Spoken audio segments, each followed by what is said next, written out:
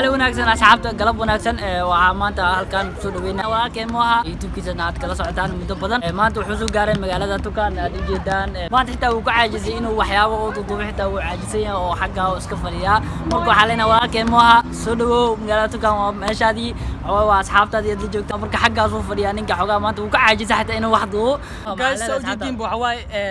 magaalada waa soo gaaray ina wax duuduuba xataa waa ka caajisay waxawaay waqti badan bas soo saarnay adii 13 saac 14 saac wax ku dhawaa bas soo saarnay sa arkayseenbo Istanbul ilaa magaaladan marka magaalada tukada waa soo gaaray hadda wixii ka dambeeyo waa qasi doona insha Allah shaakir barasho wanaagsan asxaabta waxawaay waa masalaanta umaleynaa taleefka xagga hadda videoga xagga ku duubaysa umaleynaa asxaabta waa asbartay marka keen ma sha Allah diyaad ku calena idinkana soo dhawaada waxa leena walaalkeen saaxiibkeena mar ah soo dhawaada idinkana daawadayaal la socda magaalada anaga iskale tukad waxawaay hadda kadib waa la qasa insha Allah guys waxawaay hadda tan xilli dambe waay waxaan rabaa caajiska ahaayo inaan ka dhacaa rabaa oo magaalada ka seexdo hadda magaalada ay soo wadeen turkida xataa sawira kula galeynaa ay ugu dileen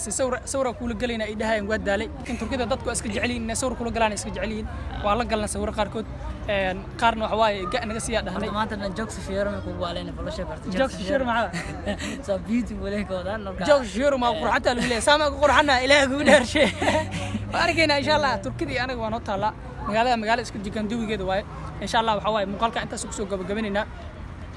muuqaalkiisa kale ama videoga xiga inta ku kulmayno asxaabta maxaa ugu tagaysaa in badan ma salaamay maanta adile ma salaamay ho ma sha Allah asxaabta waxaan leenahay subscribe ta like ta dadaala share ta dee rag waa istacaawunahay dee ku soo dadaala ku soo yaaca ninkan wax badan dadka faa'iido waa ka si kasta aad oo kuma sintiinta washada videoga inta videoga ku xiga muuqaalka ku xiga kulmi doon dhamaantiin waxaan idin tagayaa sidaas iyo amaana Allah